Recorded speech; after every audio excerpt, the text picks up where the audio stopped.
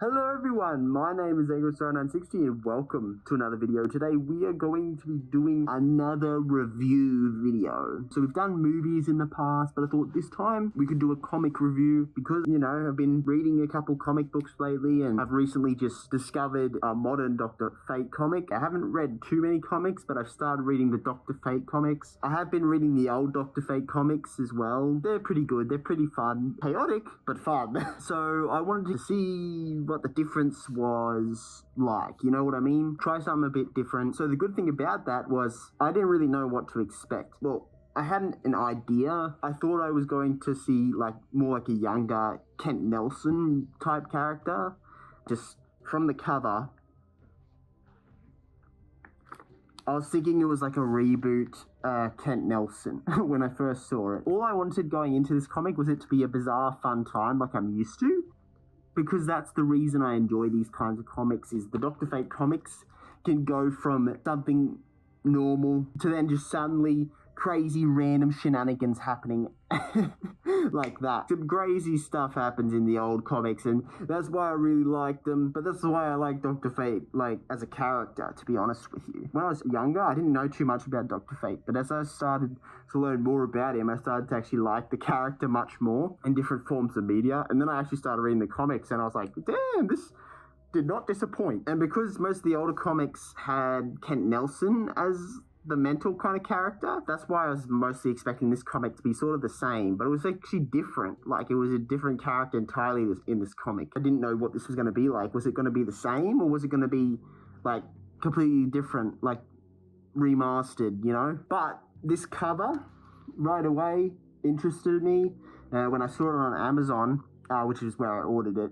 I don't know where the comic places are around me, but I ordered it off Amazon and I just saw the cover and I was like, that looks interesting. It looks like Dr. Fate, but without his classic costume. Just look at it. It looks like tiles almost, like a tile decoration. You know how you have shower wall tiles? That's kind of what it looks like. But if you look on the back, look at that crazy artwork, dude. That's insane! Trust me, there's a lot more uncanny stuff about this once we get into it. But what's interesting about this Dr. Fate comic was that it's sort of different in a way, but also kind of the same. But anyway, we're going to go over the comic and we're just going to briefly go over it. Probably not briefly, but yeah. So spoilers if you want to read the comic, but we're going to go over it and then just talk about it in a bad recap kind of way. And then we'll just have a chat about it as we go along. To start, we begin with a dog. We're already jumping right into this, creating flash flooding, like right off the rip. We're already starting with the tension. And then the next page, we are followed up with a brand new Dr. Fate character, Khalid. That's his name. But like I said, I wasn't expecting this because I'm used to seeing Kent Nelson in most Dr. Fate renditions, like the animated shows, Black Adam with The Rock, and Smallville. He's in a relationship, but it's complicated, and he lives with his parents, and he just wants to basically do his education. But it feels as we go along as if he's being dragged into this. Like, he's just a guy that's been dragged into this insanity. Everything keeps trying to get him to come back to that helmet. Ooh, I know you want this helmet. Do you want this helmet? If you take this helmet, you'll get power. That's what you'll get. Anyway, as we're introduced to Khalid, we're also introduced to his relationship with Shaya. They are discussing not really seeing each other that much as they are both studying and they want to get it all done. You know what I mean? And, you know, they like each other, but it's complicated. Now, this is all happening when it's starting to storm and rain heavily. Like, it's beginning to literally flood.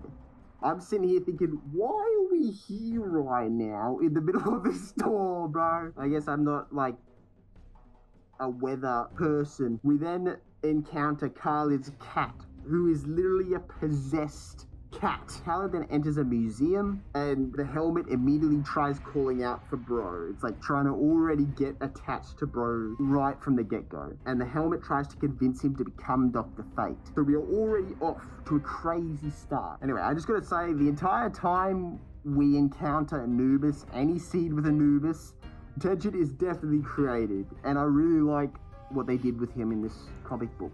For sure. Like, that freaking demonic dog-looking appearance he's got in this comic is terrifying and very uncanny. Amazing job inducing fear. I mean, look at this. He literally jumps on a car and says, "You shall all be slaves at my house of the dead." Like, what the heck is that? Anyway, we catch up to Khalid as he's like, "Nope, I'm out of here." And he's like, "Later, Bolt," which is understandable. And then we learn that this cat just really wants him specifically. Like, he's really going out of his way to pick this brochacho. Khalid and Shaya are then conversing via phone, and his mum is worried about him being out in the rain for so long. It's starting to flood. It's literally starting to flood. And at this stage, we're learning that the storm is getting worse, and yeah, it's pretty dangerous. The cat that we were just with then goes back to pretending to be the house cat under the name Puck. Then we cut to Khalid's father driving a taxi in this storm water. What is bro doing? I'm like, if I'm ever in this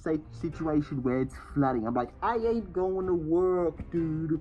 I ain't risking it all for that much money, Brody. But I guess money talks. Who am I to talk about that, huh? Like, they're literally driving in undrivable roads in flood water. We then get this scene of Khalid jumping in front of a moving train to protect this child that just so happened to have fallen on the tracks of a train line. And he is just saved in time by good old possessed cat bro. And then basically goes on to basically beg bro Chacho to put on the helmet because he is losing power. And Khalid does so after bro promises him great power if he puts on the helmet. His fate, if you will, he will be able to see in the future. Khalid is then exposed to the insanity that is putting on the Dr. Fate helmet. Khalid wrestles with his own thoughts and Nabu speaking to him at the same time in his mind, and he starts bugging out, he starts tripping out, and he wrestles with the helmet as we cut to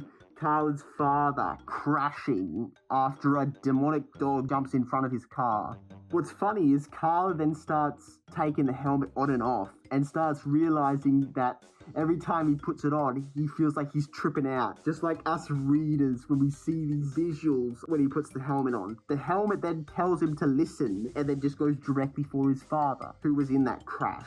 Khalid is then able to get the demon dogs to run away, but the good old friend Annubis is just here to troll, man. Like, he's not gonna not stop trolling. And he destroys a plane for the fun of it. Khalid then takes his old man and then takes him flying to an ambulance. Anubis then continues his uncanny valley vibes on this train that he's on. Muhammad, Khalid's father, is then seen in the hospital bed, and Shaya stops by Khalid's house for a little bit. Just a little. We then get our good friend Nabu, who shows up and starts doing a little bit of trolling. For once, we actually see the guy.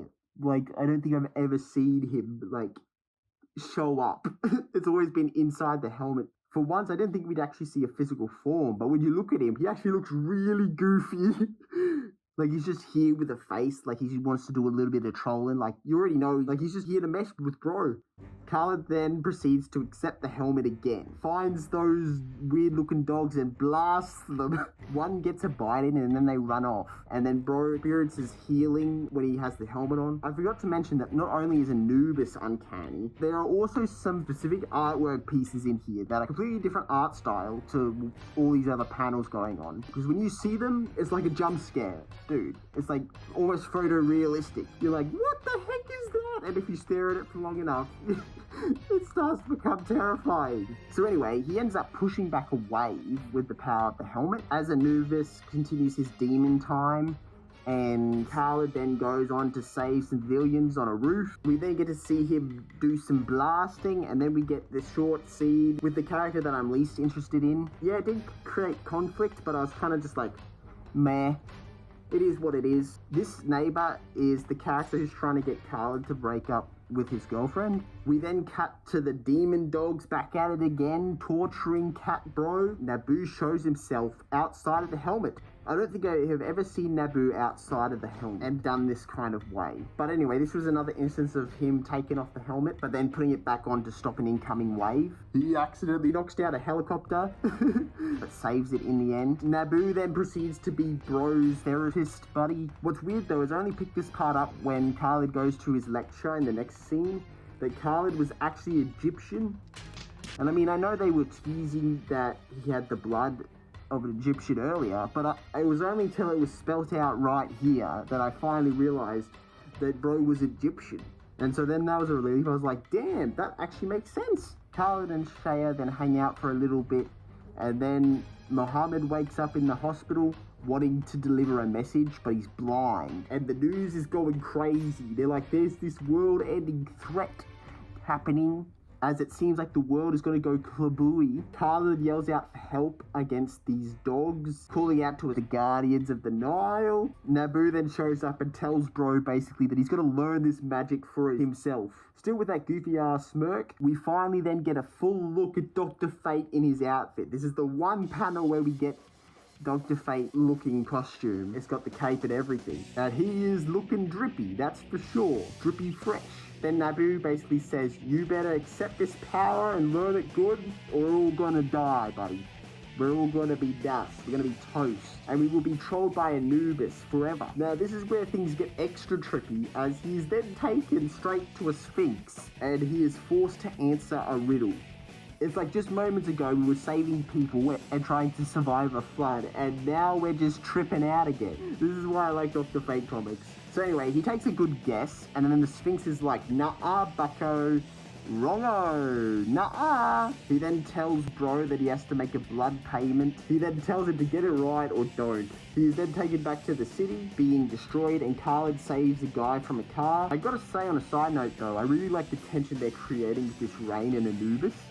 Like, just as I said at the start, Annubis and all this rain really does create tension. Khalid's father then tells bro that he's got Egyptian blood, and then the news catches wind of Khalid going around as Dr. Fate. Mr. Possessed Cat is back at it again, trying to convince bro to put the helmet back on, and he's like, you'll want to be the vessel of hope, buddy. And he's like, alright, I guess I want to save my father and be a vessel for hope. So he puts the helmet back on. We also find that he's not a bro, he's a she, and she is Bastet. This whole time I'm like trying to think, who is possessing this cat right now? It's got to be the anti-guy to Annubis, probably. And he then goes and stops a robbery in this flood. These guys are robbing in a flood. So anyway, he goes and stops them, and two of them run off, and they leave one of them behind, all tied up. Then bro has this mean quote that he says to the robber, where the robber's like, what are you, some kind of hero?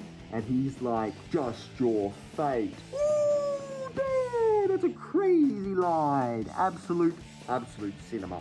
We then cut back to Khalid back at his house again, and his mum is giving him some trolling of her own about him being out so late, and how he's probably studying with his girlfriend.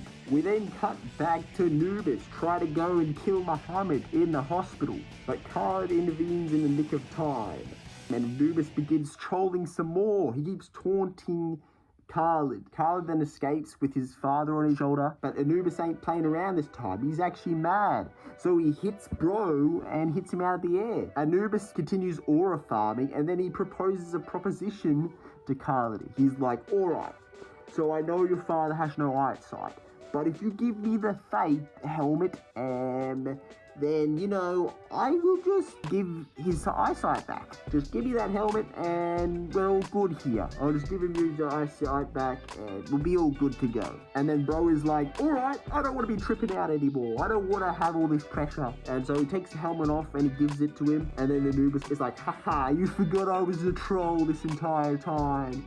And so then he blinds Khalid. Even though he makes his father see again. When Khalid's blind, he's then like, I can't see. So then he has to find the Fate helmet.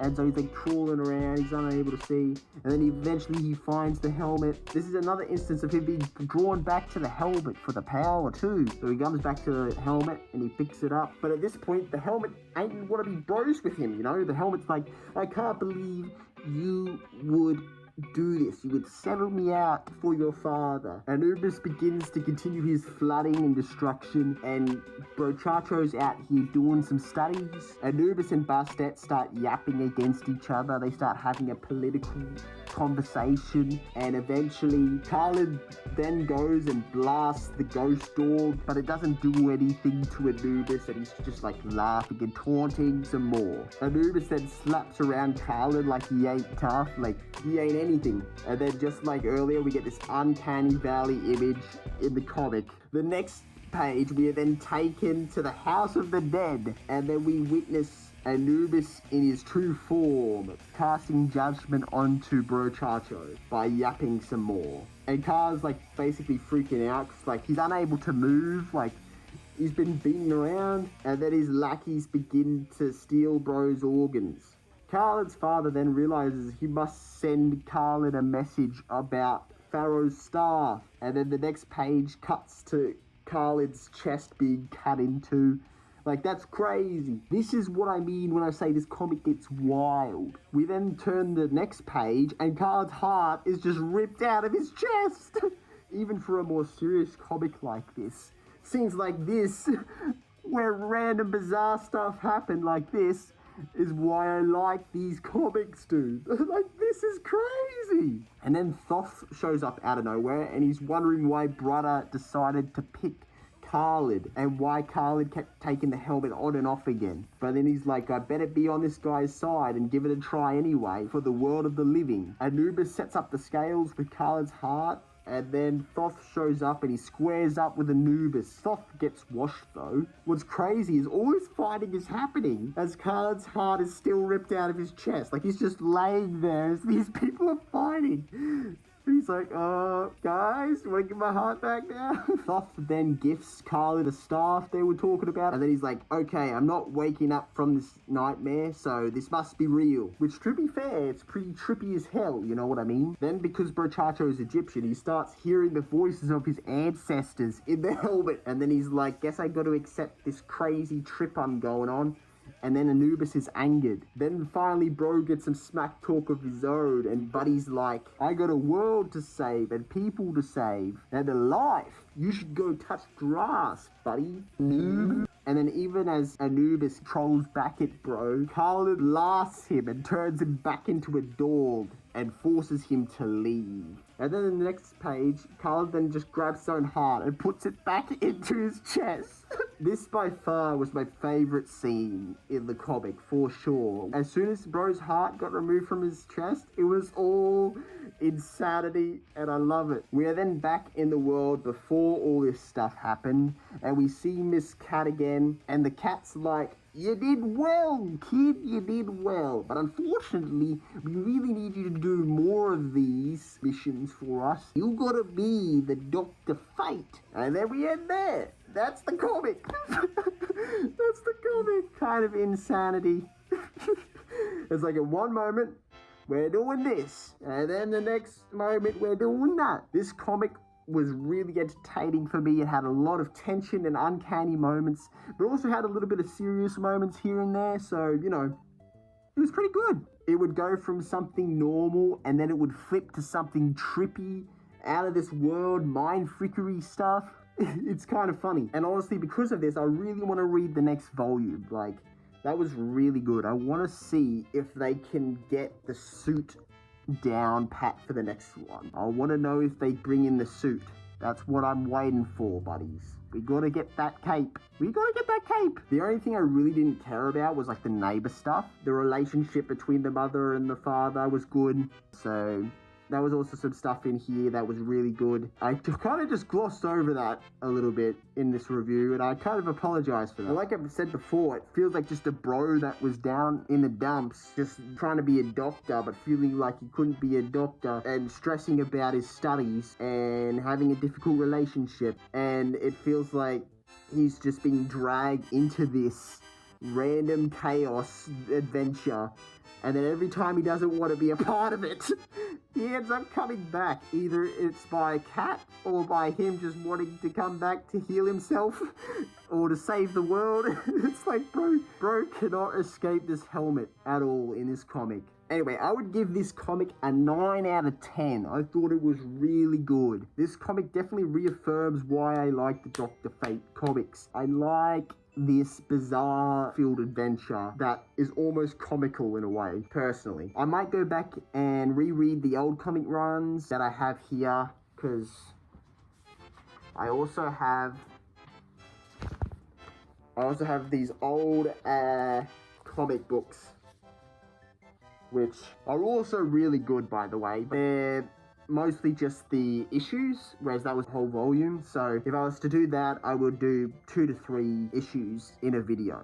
If you guys want to see me review these older Dr. Fate comics and tell you how I feel about them, like, they feel like a TV show, this one does. Another comic series I'd like to go down is Moon Knight. Anyways, drop a like, subscribe if you enjoyed this video. I'm not very good at comic reviews, but I just thought I'd give you a brief overview of my experience and what I thought was cool about this comic. I hope you enjoyed, and I'll see you in the next one. Goodbye / your fate.